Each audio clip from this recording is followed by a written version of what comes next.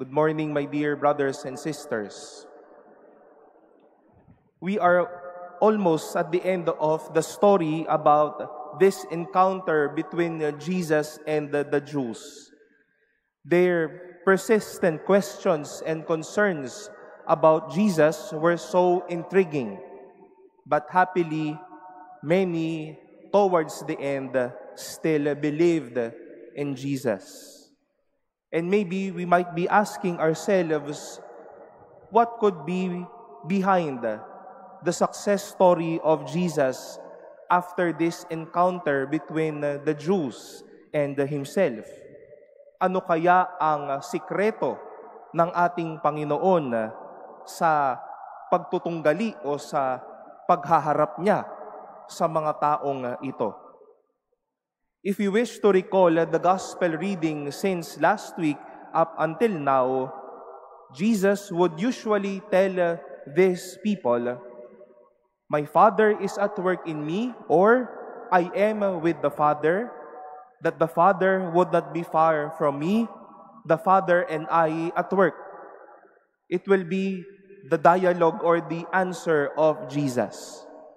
For so many arguments, Jesus would throw these teachings and reminders to them. And maybe once more, we ask the question, what could be behind the success story of Jesus?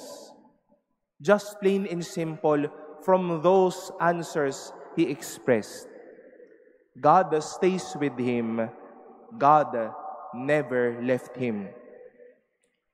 Jeremiah, our first reading today, witnessed to this experience.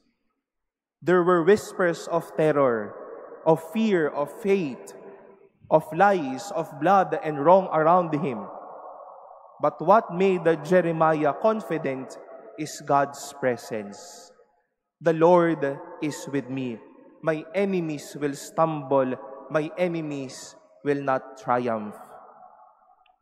And my dear brothers and sisters, like Jeremiah and Jesus, we were once, or maybe we are always, in the state of being bullied, in the state of being in trouble, in moments of crisis, shall we say.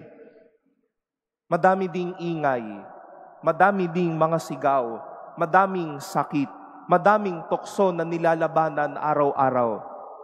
But as these things are real, what was behind their success story in overcoming these truths, once more is but plain and simple. God stays with them. God never left them.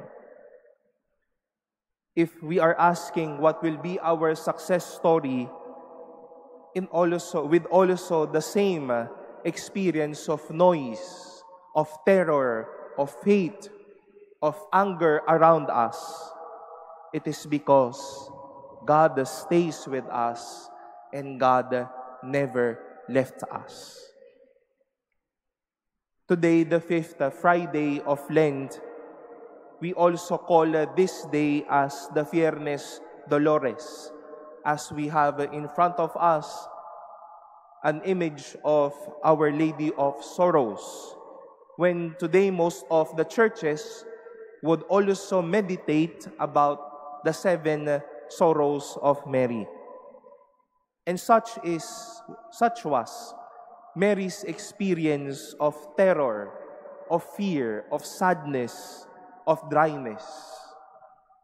But what made her stand still? What made her Stabat Mater, the last man standing during the crucifixion of Jesus, was the truth we've been holding on since then. God stays with her and God never left her. Mga kapatid, may araw ng lungkot, may araw ng pagkakasawi, may araw ng pagkakasala o kawalan. Pero may panahon ng pagliligtas at panahon ng pagpapalakas. Dahil may isa po tayong sikreto.